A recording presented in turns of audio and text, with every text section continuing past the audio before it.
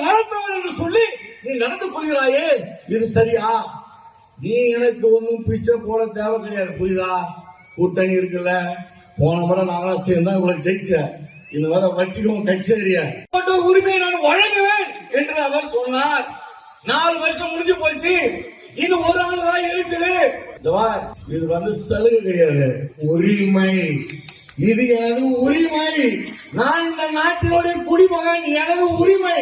உனக்கு நான் வரி கட்டுறேன், நீ கேட்கறேன் கொடுக்கிறேன், என் உணவு உறுப்பை கொடுக்கிறேன், என் வேலையை நான் சிந்துகிறேன், என்னுடைய ஈரக்குறையை பிடித்து நீ வாங்குகிறாய், என் உயிரை எடுக்கிறாய், அனைத்தையும் பெற்றுக் கொண்டு என் உரிமையை கொடுக்கும்போது மட்டும் இந்த மதத்தவர் என்று சொல்லி நீ நடந்து கொள்கிறாயே, இது சரியா?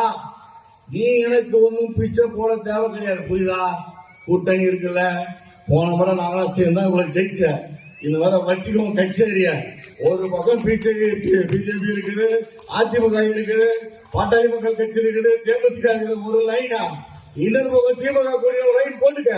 இடையில ஒருத்தர் சொன்ன பத்தியா, நான் ஜோசப் விஜய் என்ற ஒரு கிறிஸ்தவன், அவன் ஒரு கட்சியை வர ஆரம்பிக்கிறாயா? இப்ப வச்சு கட்சிய யாரு உனக்கு ஓட்டு போட முடியும்?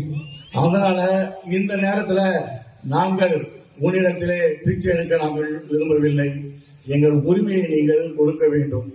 கிறிஸ்துவ வன்னியர்களுக்கு கட்டாயம் மிகவும் பிற்படுத்தப்பட்டோர் உரிமை நிச்சயமாக கிடைக்கும்.